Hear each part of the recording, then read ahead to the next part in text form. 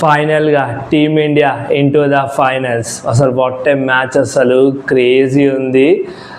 మనం మామూలుగానే జాతర చూపిస్తాం, అదే సెమీఫైనల్స్ అంటే ఊరామాస్ జాతర. ఒకళ్ళు మనల్ని సైలెంట్ చేస్తా అన్నారు, కానీ మనమే వాళ్ళని సైలెంట్ చేసినాం. అదే కదా టీమిండియా అంటే. మాట్లాడదాం, సంజు నాక్ తోటి మాట్లాడదాం. అసలు వాట్ ఏ మ్యాన్, అసలు ఎక్కడైతే ఇచ్చిపెట్టిండో అక్కడి నుంచే స్టార్ట్ చేసిండు. అసలు మామూలుగా చేయలేదు. 284 స్ట్రైక్ రేట్ తోటి 89 స్కోర్ చేసిండు. విరాట్ కోహ్లీకి ఈక్వల్గా. అక్కడి నుంచి మ్యాచ్ అనేది తర్వాత ఇషాన్ కిషన్ కానీ లేకపోతే తిలక్ వర్మ గుర్తుపెట్టుకోవాలి. శివం దుబే అన్న నాకు కూడా చాలా ఇంపార్టెంట్ అయింది ఇండియాకి. ఇంకా హార్దిక్ పాండ్యా, ఇతని గురించి చెప్పాల్సిన అవసరం లేదు. తన యాటిట్యూడ్, తన క్రేజ్ అని అసలు మామూలుగా ఉండదు. ప్రతి టీమిండియా ఫ్యాన్స్కి ఒక స్వాగ్లోకి తీసుకుపోతాడు.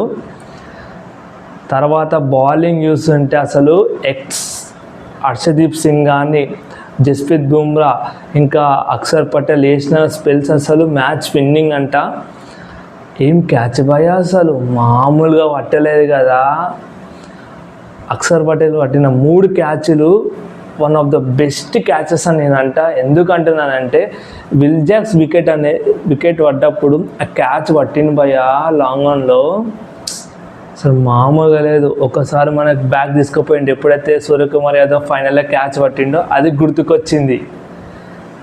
అందరికీ తెలుసు తల మ్యాచ్ చూడడానికి వచ్చిండు. అయితే తను ఎప్పుడైతే వచ్చిండో మోస్ట్ డేంజరస్ టీం అనేది ఫామ్లోకి వచ్చిర్రు.